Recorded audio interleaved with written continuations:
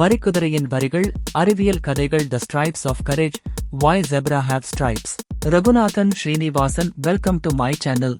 வரிக்குதிரைகள் அழகழகான கருப்பு கோடுகளோடு ரொம்ப அழகா இருக்கும். ஆனா முன்னாடி காலங்கள்ல அதுக்கு அந்த மாதிரி அழகான வரிகள் கிடையாது. அப்ப எல்லாம் வரிக்குதிரை ஒரு வெள்ளை குதிரையாவே தான் இருந்துச்சு. குவா அப்படின்னு ஒரு மிகப்பெரிய காடு இருந்துச்சு. அந்த காட்டுல ஒரு மிகப்பெரிய கிணறு இருந்துச்சு.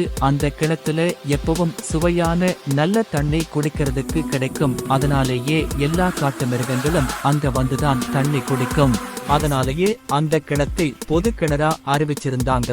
அப்படி இருக்கப்பத்தான் கவா காட்டுல இருந்து ஒரு மிகப்பெரிய ராட்சச குரங்கு அங்க வந்துச்சு. குவா காட்டுல இருக்கிற குட்டி குட்டி குரங்குகள் கூட எட்டடிக்கு உயரமா இருந்த புது ராட்சச குரங்க பார்த்து பயப்படத்தான் செஞ்சுச்சுங்க. அதுங்க எல்லாம் புது ராட்சச குரங்கு கூட பேசக்கூட செய்யாம ஓடி ஒளிஞ்சிச்சுங்க.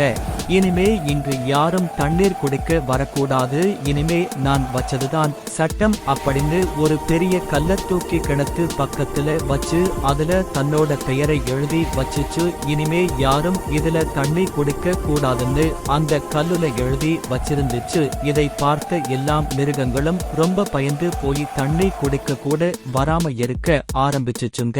அந்த கிணறு ரொம்ப ஆழமா இருந்ததுனால யாருனாலும் மேலே ஏறி வர முடியல. அப்பொழுதுதான் வெள்ளை குதிரை அந்த பக்கமா வந்துச்சு. கிணத்துக்குள்ள இருந்து மிருகங்களோட சத்தம் அது காதுல கேட்டுச்சு. உடனே அவங்கள காப்பாத்தணும்னு நினைச்ச வெள்ளை குதிரை என்ன செய்யலாம்னு யோசிச்சு, இந்த ராட்சசன் இருக்கிற வரைக்கும் நம்மளால கிணத்துல இருக்கிறவங்களை காப்பாற்ற முடியாது, அதனால ராத்திரி ஆகுற வரைக்கும் காத்திக்கிட்டு இருப்போம்னு சொல்லிட்டு அங்க இருந்த ஒரு பெரிய மரத்துக்கு பின்னாடி ஒளிஞ்சுக்கிட்டு கிணத்தையே பார்த்துக்கிட்டு இருந்துச்சு.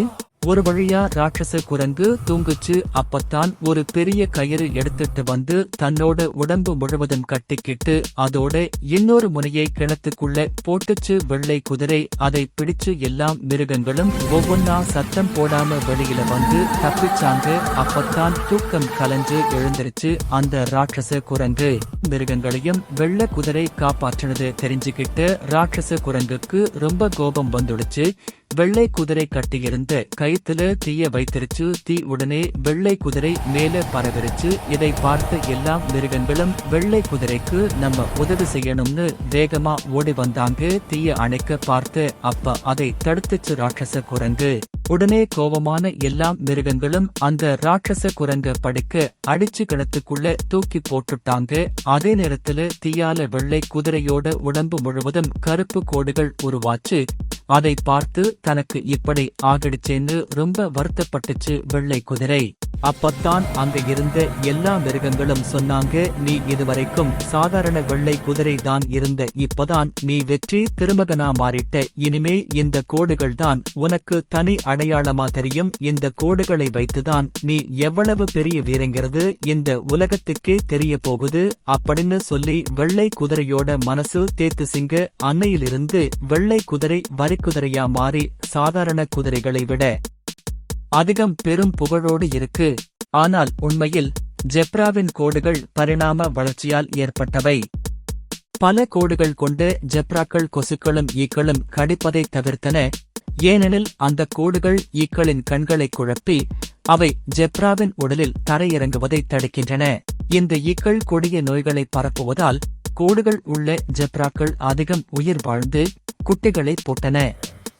காலப்போக்கில் இயற்கை தேர்வு மூலம் அனைத்து ஜெப்ராக்களுக்கும் கோடுகள் வந்தன.